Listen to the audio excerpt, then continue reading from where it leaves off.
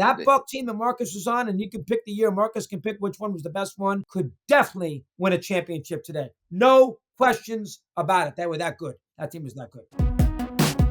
Five-time All-Star Marques Johnson. Alongside Marques Johnson. What's up, everybody? Hey, this is the Here District, captain of this vessel. And I got my first mate, my number one son, Chris Johnson. What up? Talk to me. Holla! Let it rain, man. Let it rain. I guess I go, guess what? We're going back to teach on Friday.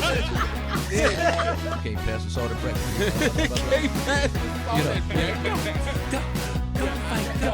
Go fight. Welcome, everybody, to the Here District. Marques Johnson. You're listening to a Bucks Plus audio production on the Bucks Plus Network. Your weekly pulse on the Milwaukee Bucks, straight from a Bucks legend. This is Here District with Marques Johnson, alongside his son and 1995 NCAA champion, Kris. Here's MJ. All right, welcome, everybody, to Here District. I'm the captain of this vessel, and this has been a tumultuous journey, to say the least. The SS, the good ship Lollipop, or whatever you want to call it. My first mate, Chris Johnson, Marques Johnson.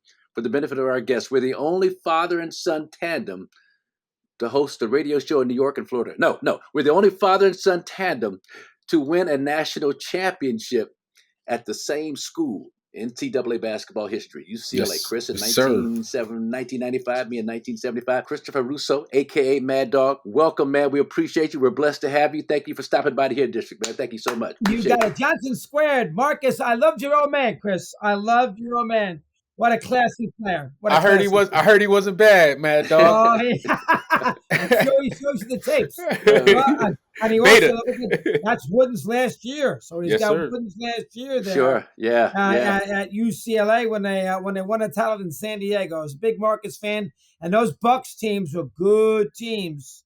They should have been, they were unlucky because they always had that one team that was, just a touch better. Whether it was Philadelphia, the Celtics, Seattle that one year. Marques lost a tough series in Seattle in 7 games. I go through it the whole 9 yards. Anyway, how we doing? Yeah, we're doing great, man. We're doing great, man. We appreciate you. And a quick story, Mad Dog. We were talking about bringing you on today, and I knew you from your ESPN work, but it didn't really register until I was talking with Chris this morning.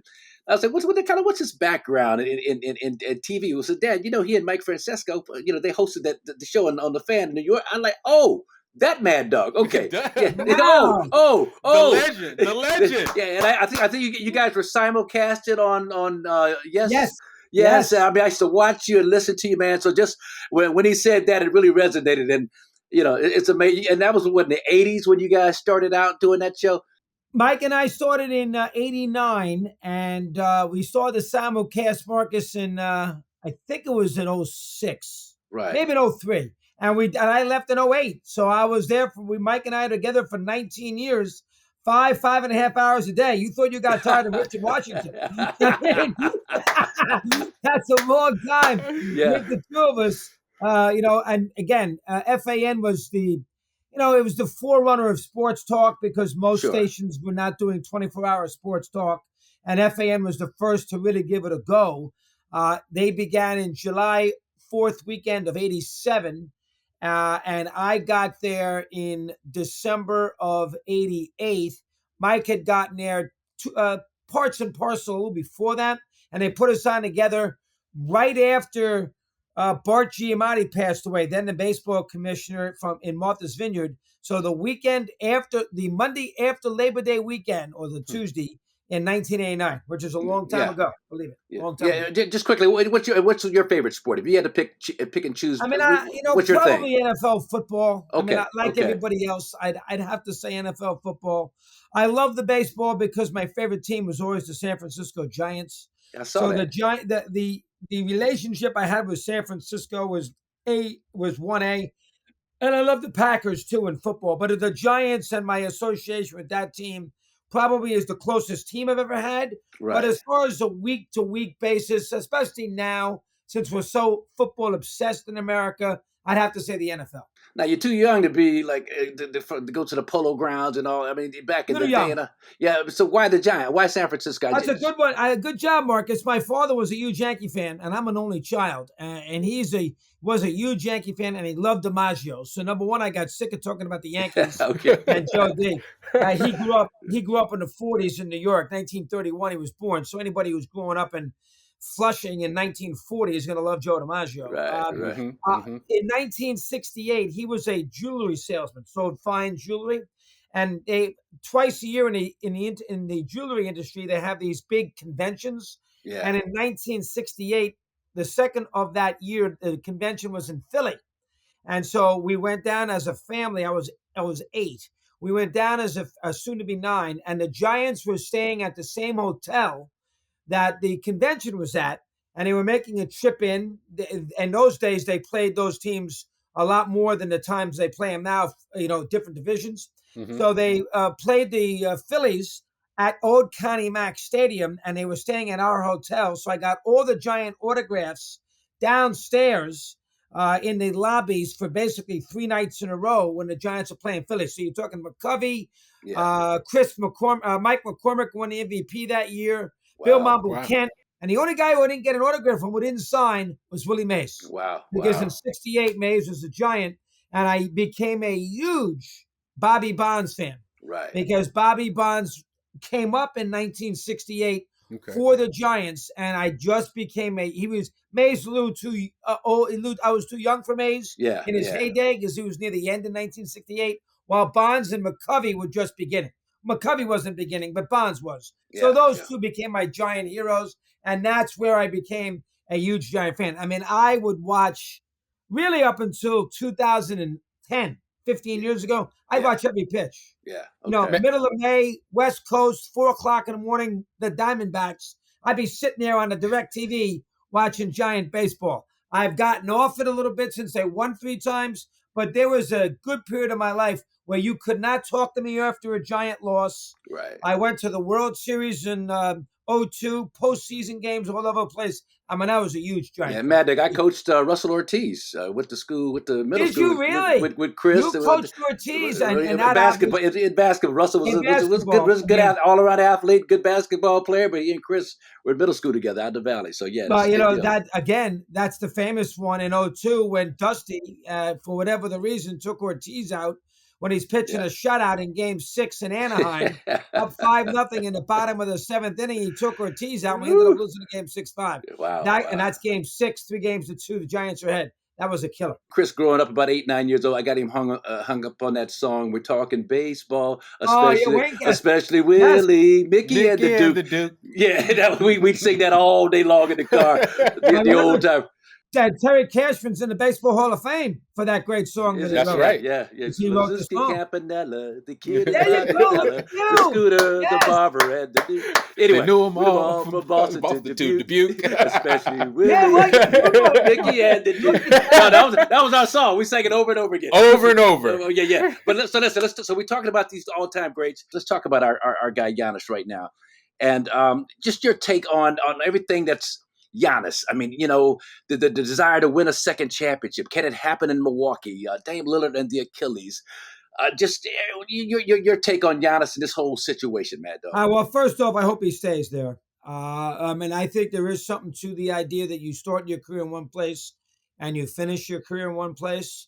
I think that helps Jordan in relationship to LeBron, since LeBron, Cleveland, Miami, Cleveland, Lakers, and Jordan played his whole career in Chicago. Yeah.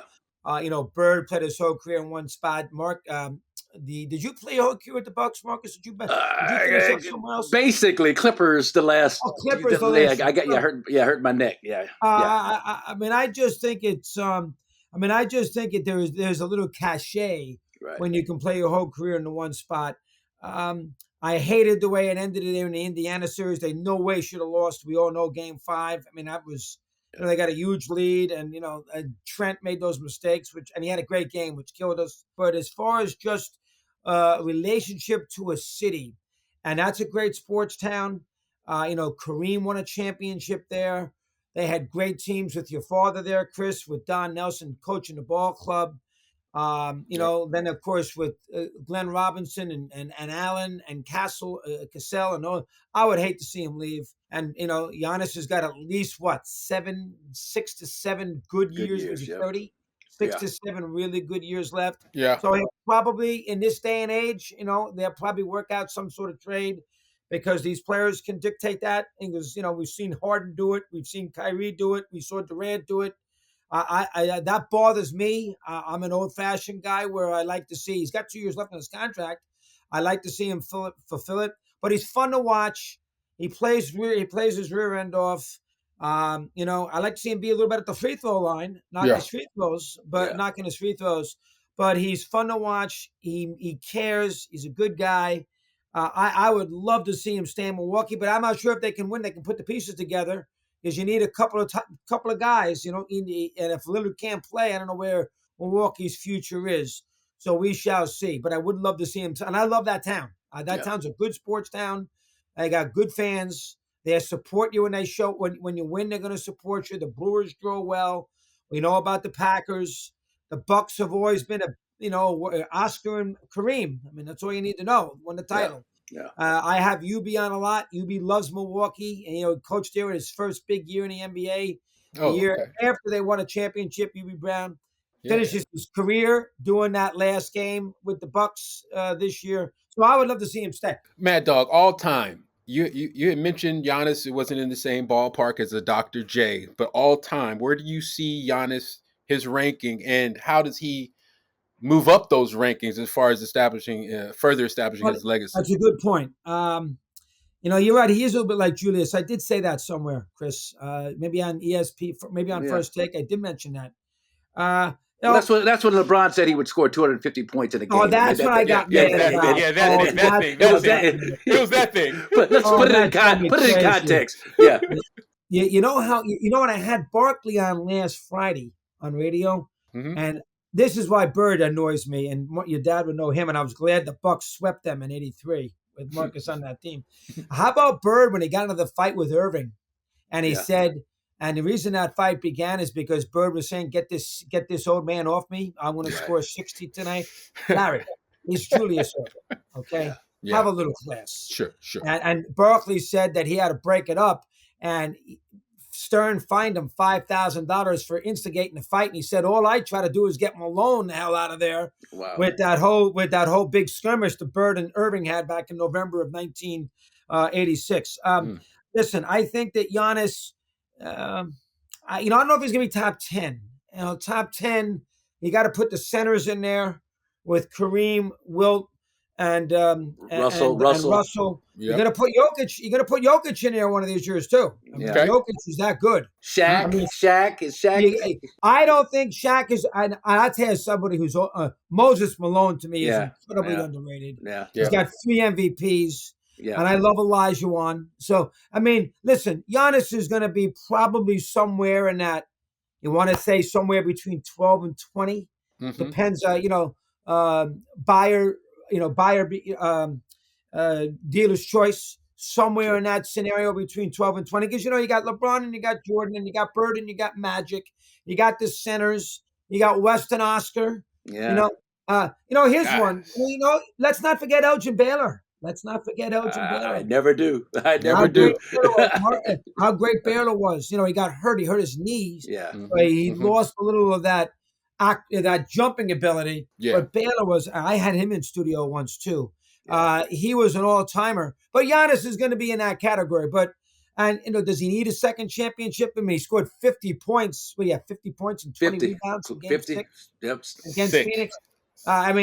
He is an all-time great. I mean, we're quibbling on where we're going to put him. And, these all-time greats, you know how it goes. The older player gets removed pretty quickly for the younger player. But I do think Magic, Bird, and Jordan and the 3 centers, Russell, Wilt, and Kareem, always got to be there. That's the way I look at it. Yeah. Weston Oscar, maybe. You can figure it out. But Bird is so good. I mean, Magic, 5 titles. Yeah. I mean, it changed the sport, 6'8" point guard. And then Kareem, Wilt, and Russell. and Jordan to me is number one all time. So those 6 to me are always going to be in the mix. Yeah. So then you only got 4 or 5 spots for the 10th guy. And let's not forget about Duncan. Duncan's an all-timer. Yeah. Can't forget about him either. Well, Kobe. What about Kobe? And Kobe. Yeah. You forget about guys. Jeez, exactly. Yeah. So there's a lot of guys. Yeah. And so when you do them all, where do you stick Giannis in? But he's going to be top. He's going to be somewhere in that, to me, somewhere in that 12 to 20 range. Take your pick where you want to put him. Well, and so Bad Luck. So as a guy who wants to play. This next question, because you've spanned the decades like I have. You're a couple of years younger than I am, 4 or 5 years younger than me. But I was walking through our practice facility. Giannis was working on his 3-point shooting. So as I walk by him, he stops me and he says, "Hey, old school, I was looking at your stats. You are not a very good 3-point shooter, were you?" So I said, "Well, Giannis, in my day, the object was to get closer to the basket, not further away. So we put more of a premium on mid-range scoring and mid-range efficiency." And so he kind of blew. But so Anthony Edwards made a similar comment about Jordan and how his 3-ball. In terms of guys and their games, how they would translate today, where are you on this debate? I mean, you got some guys, current players, current fans who think that guys from my era would have no chance today. But then you've got to keep in context about the weight training and the psychological advances and the therapists that are there full time to help you deal with some of the stresses and pressure. So I don't know, where are you at on this debate today? I'll tell you one thing that I tell you one thing. Your old man played 82 games a year. Yeah. He don't play in 58, 59 games. Right. And Marcus's day, when there was a game that you played the game. I had Jaminski on during the NCAA tournament. We had him in studio for 2 days. His career high, I'll bring this up and then we'll get back to your father's question, Chris. In his career high in April of 86 was 42 points and 22 rebounds. Right? He did it against the Celtics. So we have gone back to look at it. That was the Celtic team with Walton, Parrish, that great Celtic team, one of the great teams of all time. I don't know. Were you still playing in that year, Marcus? I was comeback player of the year. Bill was 6th man of the year in 1986. Oh, I was the last comeback player of the year in 1986. What am I claiming? How about that? I didn't even know that. So I'm glad I brought it up. Anyway, so that's a great Celtic team. Yeah. Do you know there were 2 games left in the season? The Celtics were something like 65 and 15. No need to play the games. Do you know that Bird played 37 minutes? Wow. Walton played 31 minutes. Parrish played 34 minutes. And McHale played like 33 minutes. Can you imagine guys doing that today? Never. With 2 games to go in a season, they clinched the 1 seed, and they're out there playing. And the game was in New Jersey against the Nets. And it wasn't even at home. And those guys are playing. So that's the first thing that people have to realize. Yep. Your old man went out there and played 82 games. Yep. He played 55, 58. And plus the travel. Yeah. I mean, you're talking commercial. You're talking sitting there and getting flights up early in the morning. In certain situations, not flying first class. They're not talking about, and Jaminski made a good point to me. He said, you know what their big advantage was for Detroit? They were the first team to have a team. They were the first team to have a team playing. Charter, yeah. Yep. They were the first team. So the 88, 89, those Pistons teams had their own plane. He said it made a huge difference in a guy's productivity in the course of his season. Yeah. And that's what the player today doesn't realize. Yeah. When the Bucks play a game, they have they get on a plane after the game, they go to the next city, they have a day off. My era, Marcus's era, that didn't happen. I mean, you played 3 games in 3 nights in 3 cities, for crying out loud. And your numbers are gonna. And number 2, you didn't have 6 trainers. You didn't have 5,000 assistant coaches. You didn't have a minute. Yeah, I'll play 31 minutes tonight, Marcus. Don Nelson played him 44, 45 minutes, for crying out loud. That is a huge. You got to put that in, and the younger fan doesn't do that. And that's like my son. Yeah. He's a younger fan. Now, I make him watch all the old stuff like Celtic City, so he has a sense of it. But the younger fan doesn't understand that aspect. The context. Of watching the NBA. Yeah, the context. Doesn't get that context. Marcus's teams would have a chance to win a championship. You got to remember who he lost to. I mean, he lost to the Sixers in 82, 83, that was a great, great team. He lost to the Celtics a couple of times, great, great team. Seattle, they're the only one to won championship, got the back-to-back championships, with Gus and DJ and Sigma, Lonnie Shelton, and that was a very, very freaking good team. Johnny Johnson was the bane of my existence. Even at Johnny Johnson, who was 10 years older. Cavalier, was a good player. Yeah. Plus, they had downtown Freddie Brown. Let's not forget he went out of Iowa. Good player, good shooter, and everything else.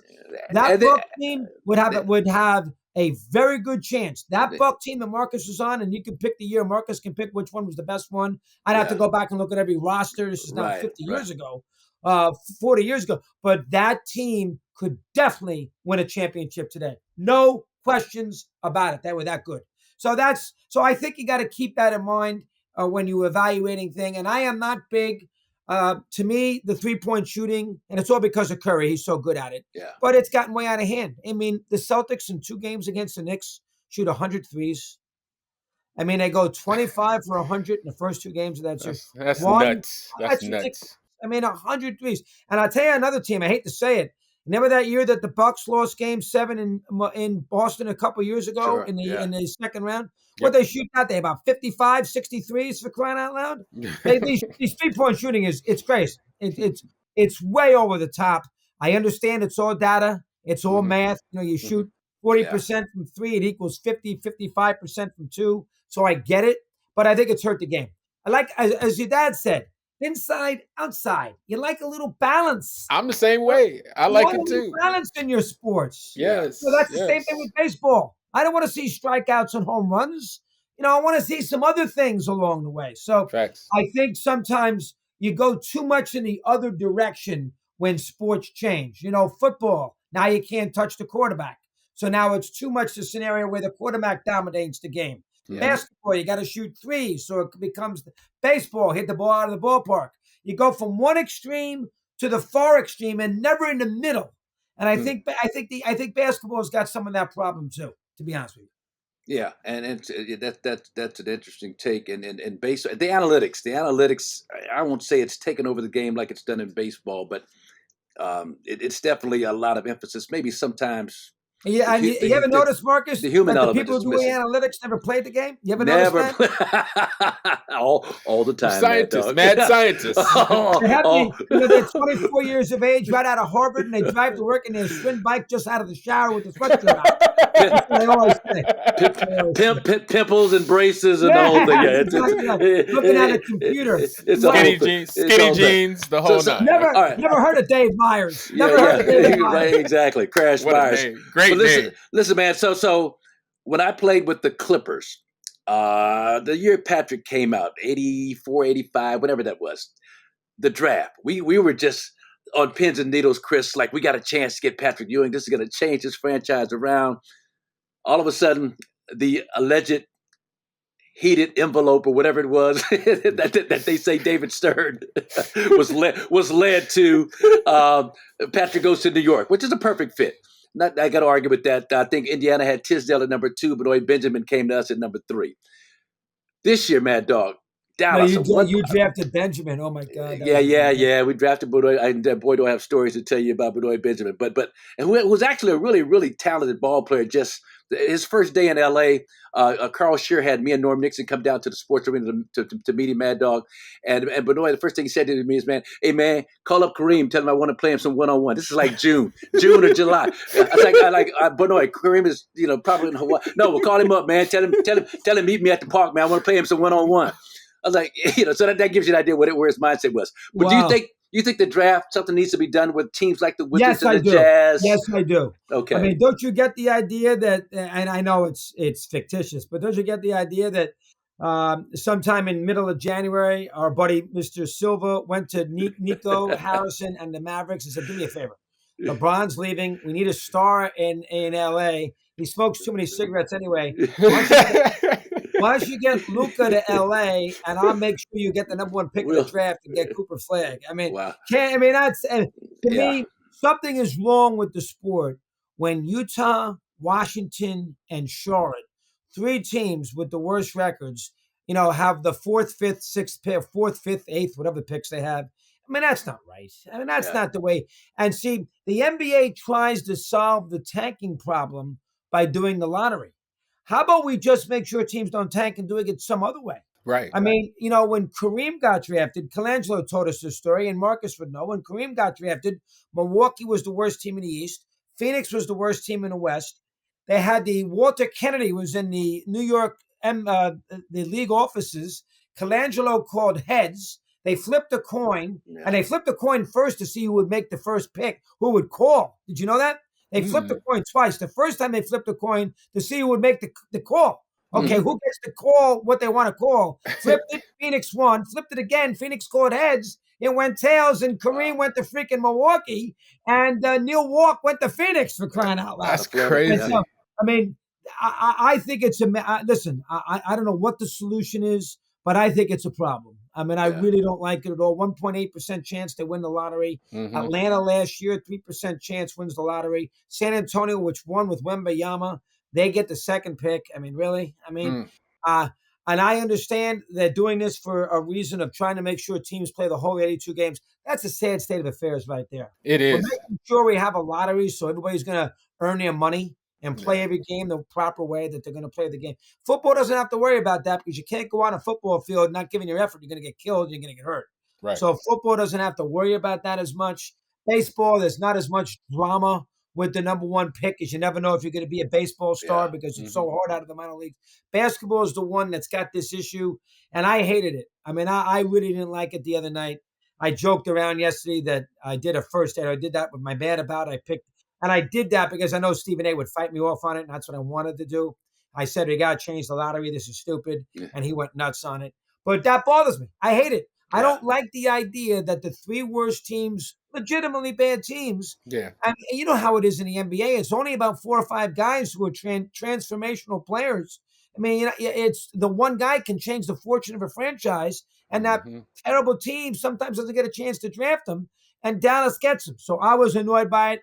I don't know how you solve the problem, but I was annoyed by it. All right, you mentioned our guy, Stephen A. Smith. I had a chance to work with him at Fox Sports for Did you really, years. Marcus? Yeah, man. Well, they would always they'd spring him on me at the last minute because they knew he caused me all kinds of angst. Everything I would say, you have no idea what you're talking about, Marcus. You sound like a coach right now. The fact of the matter is, AJ, he would get on my last nerve, and I hated the guy. I mean, but they would never tell me in advance he was going to be with me analyzing the game. It would always be at the last minute. Yeah, Stephen A. is going to join him. Like, oh, what? But the thing is, Mad Dog, we were in New Jersey. The Lakers were playing the Nets, and so I got stuck out in New Jersey. Had to get back to downtown Manhattan, and the only guy that was still there that I could ride with was Stephen A. Smith. Wow. And this is at the height of my hatred for him. And so he's like, Marcus, you need a ride back to? I was like, yeah, I guess, man. I'm going to Brooklyn or wherever to see my mom. Blah, blah, come on. So I jumped in his BMW, had the greatest conversation. He was he was the nicest guy. I fell in love with him. We just clicked right then and there. And so that a lot of that animus left me. But now we're talking about Stephen A. or he's talking about running for president. Your thoughts on? You don't think he'll?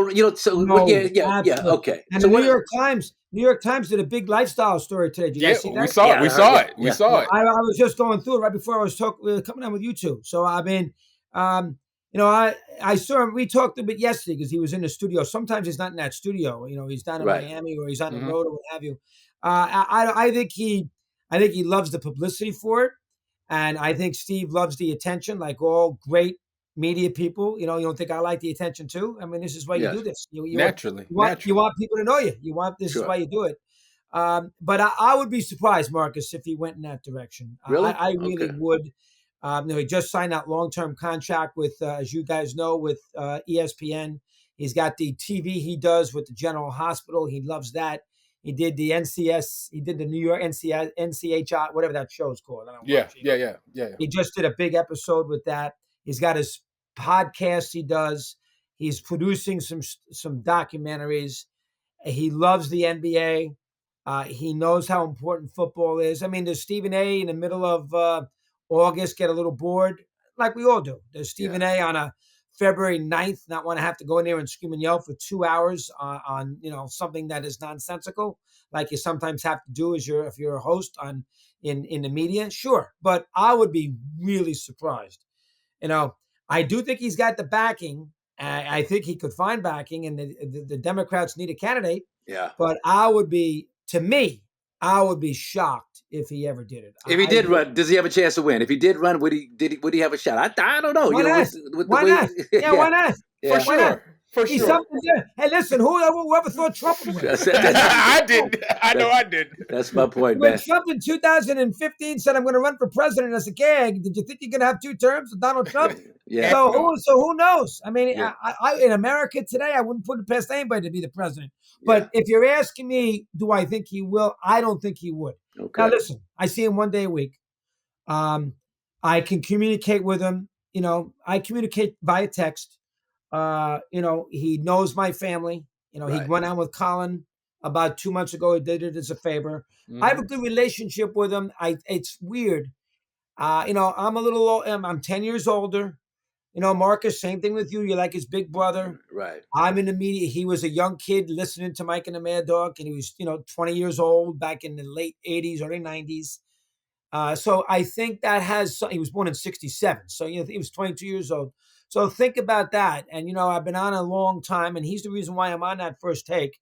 So when he looks at me almost as a mentor is too strong, but he looks at me as almost a confidant.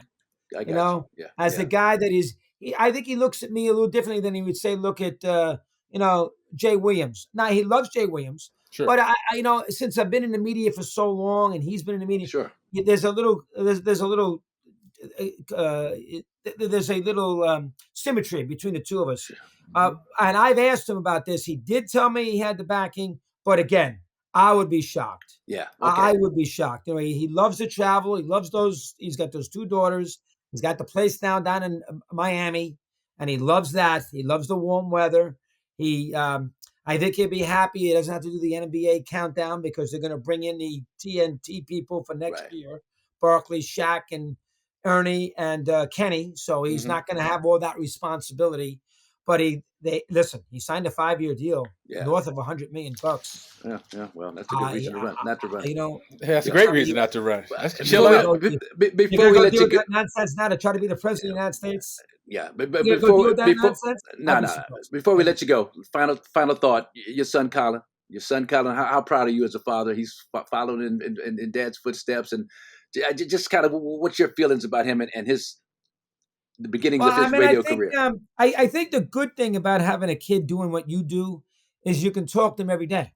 Yeah. Because he's on every day at 4:00 in the afternoon. So, I will talk to him. Well, what are you doing today? What's your idea? He's got a partner. Make sure your partner feels comfortable. Talk about sports. He's the one who gave me the idea about Nico Harrison and Silver. Go Nico, trade Luka, and I'll get you the number 1 pick. Because he's cynical. He's cynic. Yeah, And the other thing about Colin is, you can talk. He saw all the Celtic City stuff. I love that thing on HBO. He knows who Vince Lombardi is. He's heard of Marques Johnson. He knows who John Wooden is. He knows who Bobby Knight is. And to have a kid, and he's only 23, to have a kid that you can have that sports relationship with, is something that I know he's in sports talk. Is something that that you like, and you can't. I got 3 other kids, and a couple of one of the other ones isn't into sports, so it's a different relationship. Yeah, sure. I don't talk to him every day. Sure. With Colin, I talk to him every day, so you feel it's a little different, like you two. I mean, you got other kids, 100%. Marques, besides Chris? Oh yes, I do. There you go. So, but you see him all the time, so it's a little different. It's not like you love him more. Right. Love the other kids is equal. But I mean, you see him more, so there's more, and it's the same thing with me and Colin. I'm proud of him, though. I mean, sure. And I here's what I'm proud of, and you guys trust me on this because you know me. I know how hard this field is. I would never do it. He got this job in West Palm Beach all on his own. That's what's I had nothing to do with it. All on his own, Mad Dog. Come on, dog. Come on, dog. I swear to God, he went to the University of Wisconsin. Yeah. Carmen Brands has a station in Madison. He went there when he was a sophomore, worked the board, did all those menial jobs, would show and do the board on Sunday mornings at 6 a.m. after a college kid on a Saturday night. He applied for this job, West Palm. They put him there. Now, I know a couple of people. We discussed it. Chris, what do you think? I think he can handle it. I discussed it, but he didn't get the job because of me. Yeah. I didn't put a call. Hey, can you do me a favor? And I would never do that because that's not the way. I just don't think that's the way you should do it. In this kind of profession, when there's so many kids who want an opportunity to do this, why should I? I can help him. I can mentor him doing a show. But as far as I'm sure being Chris Russo's son helped. But he's got to get the job, and he's got to do the job on his own merits. Absolutely. And I swear to God, that's the way I feel. And I have another coach. I have another kid who's a coach at Northern Arizona, the older one, and the same thing for him. I watch the games. I can, but I don't sit there and call. Got to hire Christopher. I wouldn't do that. Got to hear Timmy Russo. Let him survive and let him learn how to do this by himself. My father, who would have wanted to, didn't have the wherewithal to help me get a job in media. And I did it on my own. And I think you become better when you have mentorship, but make those logical steps solo. I think you're better off in the long run. It teaches you something. Yeah, for sure. Well, listen, man, we're gonna let you I loved your old man, Chris. I love him too. He was such a classy player.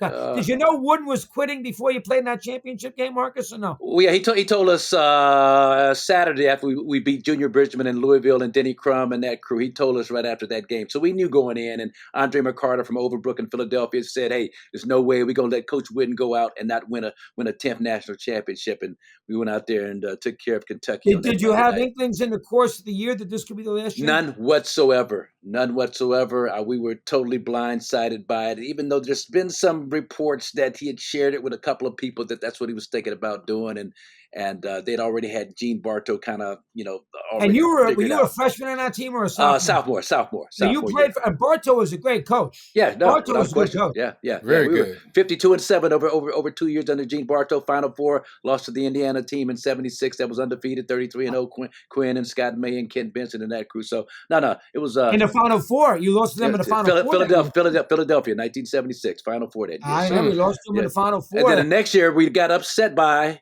Idaho State.